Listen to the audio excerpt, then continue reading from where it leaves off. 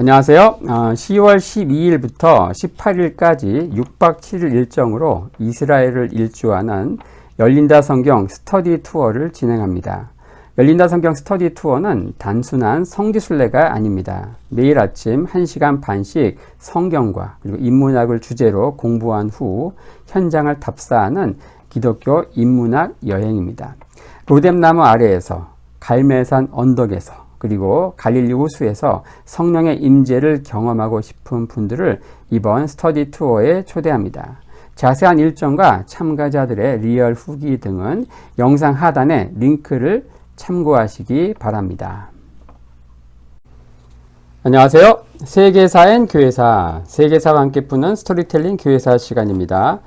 저희가 중세 역사, 중세 교회사 살펴보고 있죠. 서로마 제국이 멸망하는 476년부터 동로마 제국의 수도 콘스탄티노플이 함락되는 1453년까지 중세 천년의 역사, 두 명의 황제 유스티니누스 그리고 샤를마뉴, 그리고 두 명의 교황 그레고리우스 7세, 이노센트 3세를 중심으로 스토리텔링을 하고 있습니다. 저희들이 게르만족의 대이동을 통해서 중세가 개막되는 그 순간부터 쭉 따라가고 있는데, 자, 중세 개막을 알린 게르만 민족의 대이동을 따라가다가 결국 훈족의 이동을 따라가다 보니까 한나라 무제의 흉노적 토벌까지 살펴봤죠.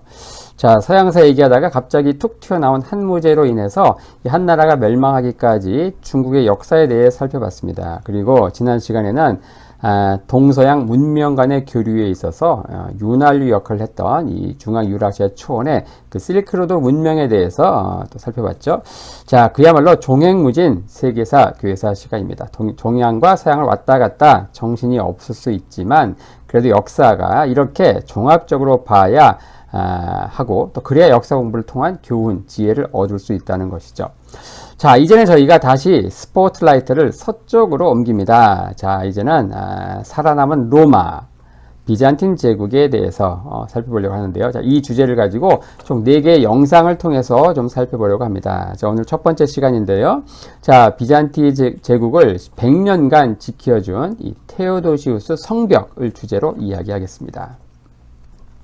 자, 476년 서로마 제국이 무너졌음에도 1453년까지 무려 1000년을 더 버틴 동로마 제국, 즉 비잔틴 제국에 대해서 살펴보려고 하는데요. 자, 특별히 서로마 제국이 무너진 이후 이 동로마 제국이 낳은 최고의 슈퍼스타가 있습니다. 바로 유스티니아누스 대제의 포커스를 맞춰서 얘기하려고 합니다. 자, 로마 역사에서 세 번째 대제이자 마지막 대제로 칭송받는 인물이죠. 첫 번째 대제는 누굽니까? 바로 콘스탄티누스 대제. 두 번째는 바로 테오도시우스 대제. 그리고 이번 시리즈 영상에서 살펴볼 바로 유스티니아누스 대제. 여기가 이제 마지막 그 인물이죠. 자, 유스티니아누스는 이제 수많은 업적이 있죠. 하지만 그 중에서 최고의 압권은 한마디로 과거 로마 제국, 그러니까 서로마 제국의 영토의 상당 부분을 회복했다는 것이죠.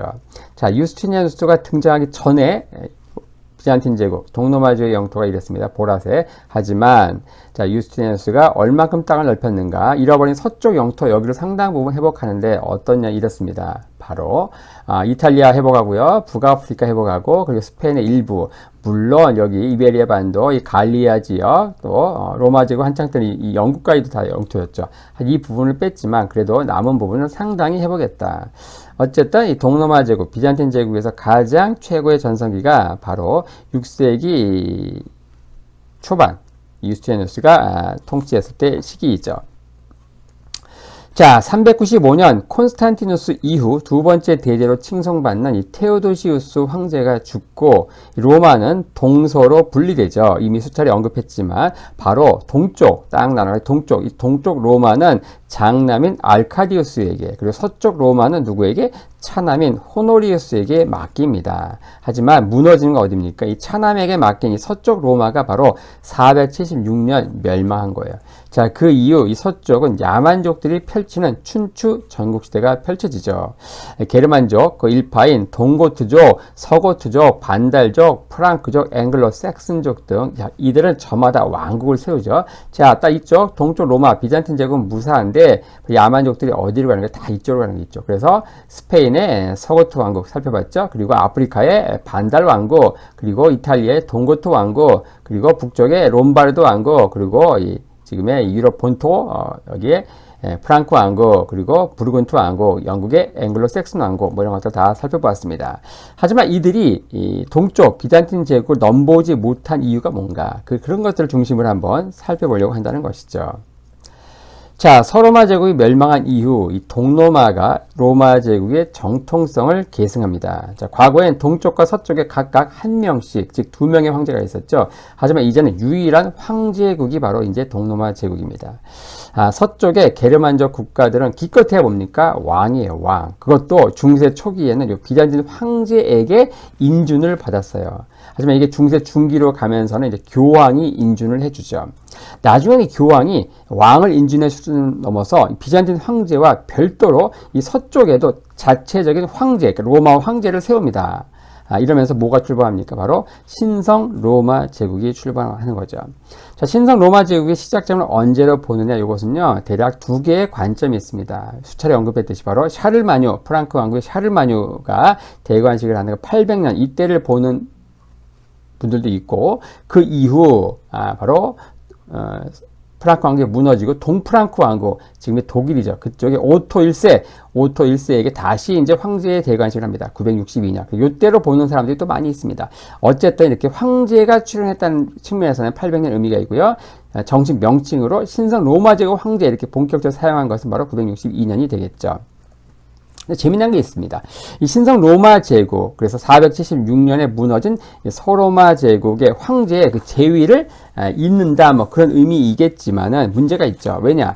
일단은 신성하지 않습니다. 신성을 했지만 신성하지 않은 거예요. 그 로마를 사용했지만 사실 이들은 로마인이 아니죠. 라틴인이 아닙니다. 바로 게르만족이죠.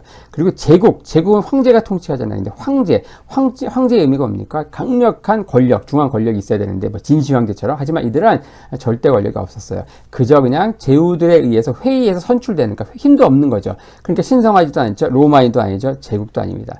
그러니까 근데 신성 로마 제국이다. 이것은 마치 참기름이 있어요. 참기름 그냥 참기름 그러면 됩니다. 근데 이게 좀 아리까리한 참기름은 뭐라고 얘기하냐면 자기가 나는 진짜 순도 100% 참기름이다. 이렇게 자꾸 사족을 붙이는 게 뭔가 이상한 거거든요. 그러니까 신성 로마 제국도 약간 좀 비좁은 개살구인 경우가 많이 있다는 것이죠.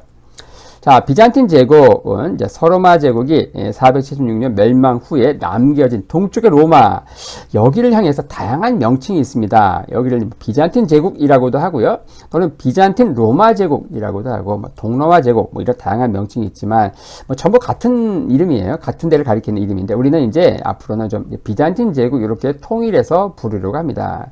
이 비잔틴 로마 제국, 로마를 굳이 갖다 붙인 건 뭐냐, 사람들이? 비잔틴은요, 일단 수도 콘스탄티노플의 옛날 이름이 바로 비잔티움이거든요. 그 비잔티움, 이 도시를 중심으로 한 로마 제국이다. 그러니까 과거 로마 제국의 수도인 그 로마가 아니고 새로운 수도 비잔티움, 거기를 중심으로 한 로마다. 그래서 비잔틴 로마 제국 이렇게 얘기하는 것이죠. 하지만 여기도 문제가 있습니다. 로마 제국의 핵심은 뭘까요? 바로 천년 제국의 수도였던 도시 로마예요. 하지만 이 로마는 동로마의 도시가 아니에요. 로마가 없는데 로마 제국이라, 이건 뭐예요? 마치 단팥빵이라고 했는데 속에 단팥이 없는 거하고 비슷한 거죠. 왜 굳이 로마를 갖다 붙일까? 이유는 말 안 해도 잘 아실 겁니다. 최대한 과거 찬란했던 로마 제국과의 끈을 놓지 않으려는 의도였던 거죠. 비잔틴, 이 나라의 이름을 비잔틴 제국 이렇게 갖다 붙인 데에는 1557년 독일의 학자인 히에로니무스 볼프가 비잔티움 역사집이라는 책을 썼는데 그 책 이름에서 나온 것입니다. 이 비잔틴 제국의 출발점을 언제로 보느냐? 이것은 세 가지 견해가 있습니다. 첫 번째는 서로마 제국이 멸망하는 476년 이후 홀로 남은 동로마, 그때부터 여기를 비잔틴 제국으로 부르는 경우도 있고요. 아니면 395년 테오도시우스 황제가 죽고 장남과 차남에게 동쪽과 서쪽 로마를 띄어서 주죠. 이때 동서로마가 분리되는 395년 이때부터 보는 분들도 있고요. 또 더 나아가서 이제 330년 바로 콘스탄티누스가 제국의 수도를 로마에서 이 콘스탄티노플로 옮긴 시점 이때부터 보는 분들도 있습니다. 다 일리가 있습니다. 자, 어쨌든 이제 324년 이 해는 언젠가 콘스탄티누스가 18년간의 권력 투쟁에서 유일한 생존자가 되어서 단독 황제로 우뚝 선 해입니다. 이러면서 이제 40년 만에 로마에는 단독 황제가 등장했죠. 바로 디오클레티아누스가 로마 제국을 4등분해서 소위 말하는 사도 정치를 펼치죠. 그때가 바로 284년입니다. 지금 얘기하는 324년 콘스탄티누스가 정족들을 다 제거하고 유일 황제로 단독 황제로 우뚝 서는 이때까지 40년 만에 이제 등장하는 거예요. 이 콘스탄티누스는 이제 제국을 통일하고 나서 새로운 청사진, 이 거대한 로마 제국에 대한 청사진, 그리고 그에 따른 슬로건을 이렇게 선포합니다. 새로운 로마, 새로운 종교, 그리고 새로운 로마 제국 건설입니다.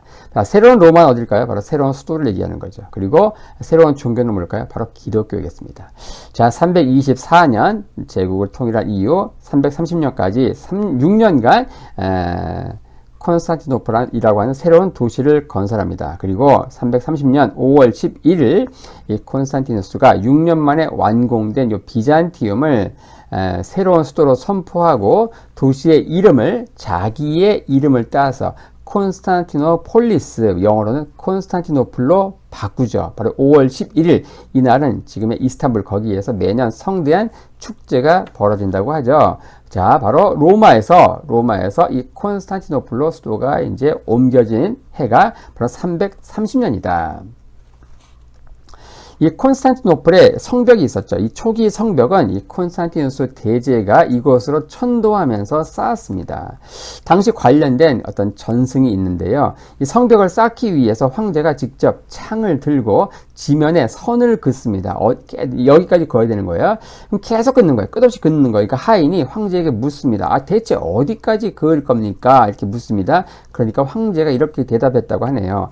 내 앞을 걸어가고 계신 그분이 멈추라고 하실 때까지, 이렇게 대답했답니다. 그 황제 앞을 걸어가신 그분은 누구일까요? 당연히 예수님이겠죠. 자, 이것은 바로 새로운 수도를 예수님이 지켜달라고 하는 어떤 진솔한 믿음의 표현이 담긴 그러한 전승이라 할 수 있죠. 자, 그런데 이 도시가 점점 확장되면서 이 테오도시우스 2세 때 육지에 있는 성벽을 외곽으로 밀어내서 다시 축조하면서 이때 성벽을요 3층 구조로 만듭니다. 철옹성으로 만드는 거죠. 이러면서 서로마 제국 멸망 후에도 이 비잔틴 제국을 무려 1000년간 지켜낸 난공불락의 성벽이 탄생한 겁니다.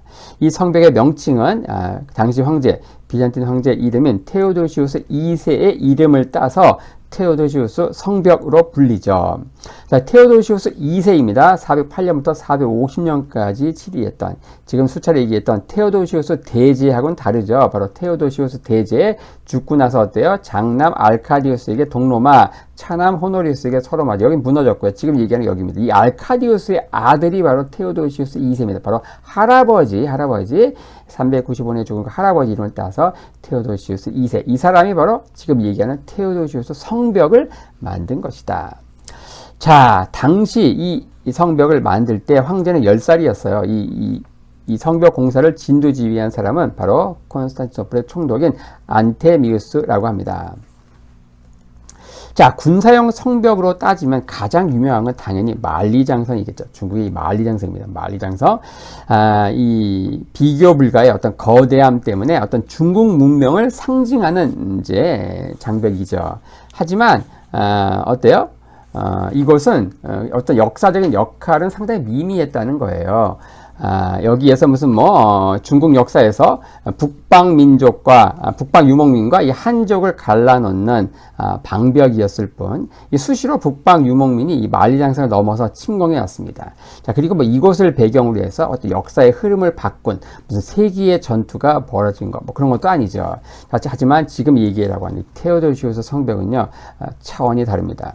난공불락의 이 테오도시우스 3중 성벽은요, 이 비잔틴 제국의 수도인 콘스탄티노플을 수십 차례 외부 침략에서 막아냅니다. 그래서 서로마 제국 멸망 이후에도 생명 연장의 꿈을 1000년간 실현시켜준 이제 장벽이죠. 하지만 1453년 이 오스만 투르크와 최후의 일전을 벌여 함락당함으로써 이 아시아와 유럽의 역사를 바꾼 장소이기도 하죠. 자, 이 사건은 1492년 이 콜럼부스의 신항로 개척으로 이어져서 동서양의 파워게임이 역전되는 계기가 되죠. 자, 이때부터 항상 뒤져있던 서양이 본격적으로 앞서 나가는, 치고 나가는 계기가 된다는 거죠. 그래서 1453년에 있었던 이 성벽이 무너진 이 사건은 세기의 사건, 세기의 전쟁 이렇게 얘기할 수 있죠. 바로 콘스탄티노플 3중 성벽을 지금 보고 계십니다. 또한 군사 전략과 전술을 근본적으로 변화시키고 군사적인 어떤 축성 기술의 변혁을 몰고 온 대포, 이 대포가 화려하게 데뷔한 곳이기도 합니다. 자, 이곳에는요, 이 헝가리 출신의 이 우르반이 만든 대포에서 쏘아댄 이 돌포탄이 아직도 남아 있습니다. 이거 가지고 이렇게 쏴댔으니까 성벽이 무너진 겁니다. 그러니까 대포가 등장하기 전에는 이 성벽을 도저히 넘을 수가 없었다는 겁니다. 그럼 왜 그랬을까요? 3중이니까 그런 게 아닙니다. 단순히 3중이 아니다. 이 구조를 이제 알면 우리가 좀 알 텐데, 이게 얼마나 무시무시했는가. 바로, 자, 이것은요, 바로 이 콘스탄티노플이란 도시, 여기는요, 어떠했는가. 바로, 육지 방면에는 이 성벽 자체가 3중으로 쌓았어요. 6.5km이고요. 해안 방면은 한 겹으로 쌓았습니다. 근데 이건 이제 도시를 좀 이렇게 볼 필요가 있는데, 자, 콘스탄티노플 지금 표시가 되어 있죠. 콘스탄티노플이 여기입니다. 지금은 이제 이스탄불, 터키의 수도이기도 하죠.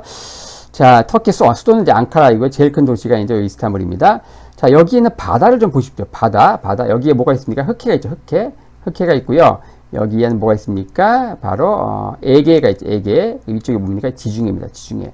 근데 요 사이에 있는 바다가 있습니다. 요 바다 요거 중요합니다. 요 뭐라 하는가? 이걸 마르마라해라고 하죠.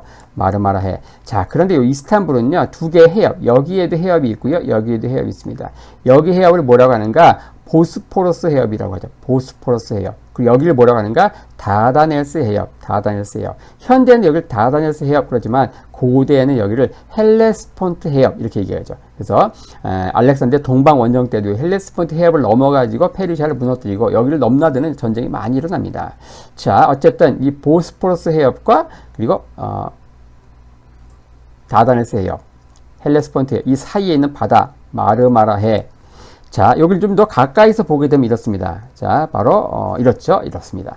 여기가 뭡니까? 여기가 보스포러스 해협이죠. 보스포러스 해협에서 이제 여기 마르마라해로 이렇게 나오는 쪽이에요.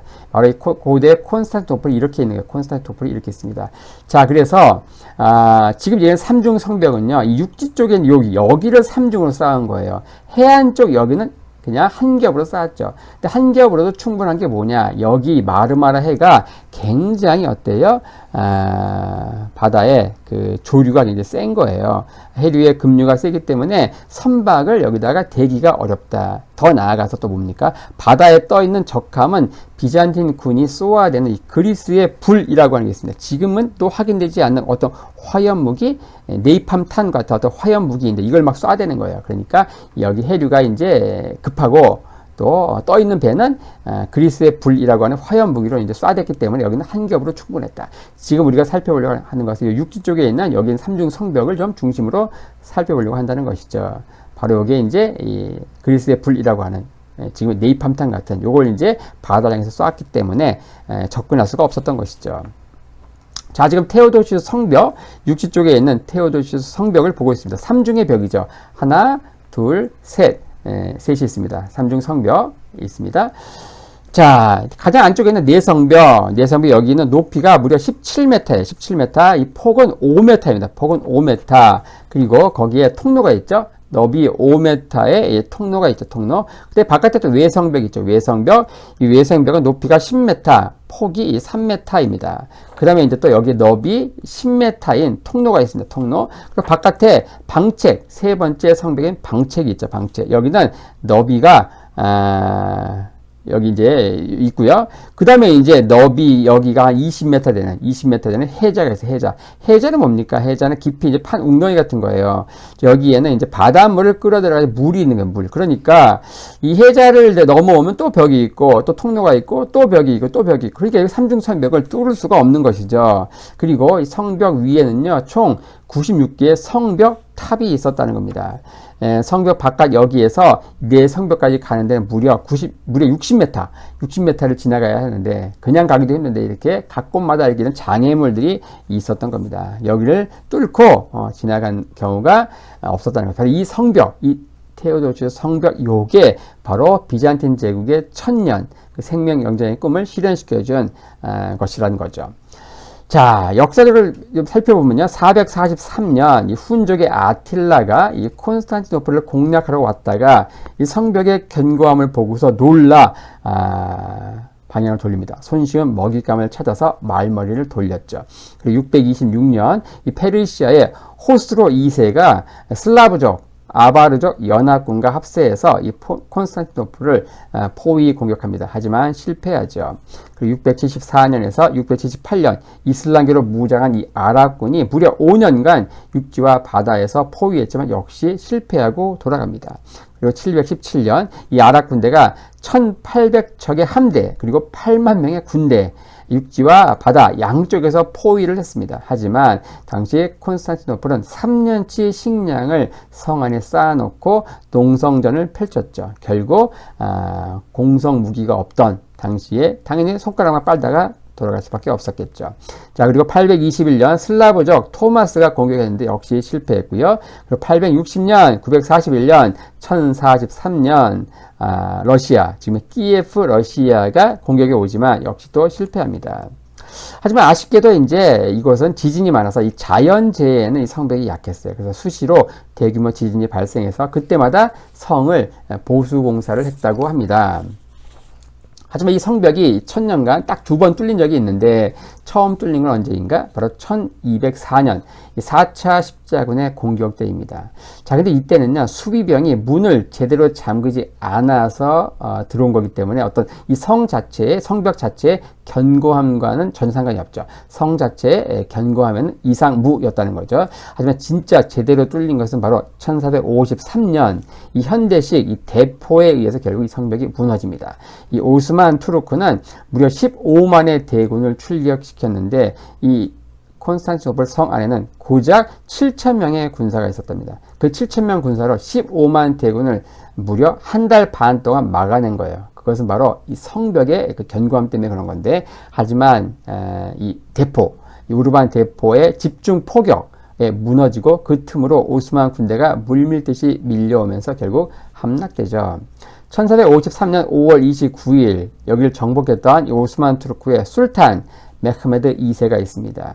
자, 그러면서 주전 753년부터 무려 2000여 년 명맥을 이어온 로마 제국은 마침내 종지부를 찍게 되는 것이죠. 자, 이렇게 하면서 오늘은 서로마 제국이 멸망한 이후 무려 1000년간 버틴 동로마 제국, 비잔틴 제국의 수도인 콘스탄티노플, 거기에 성벽, 삼중 성벽에 대해서 좀 살펴보았습니다.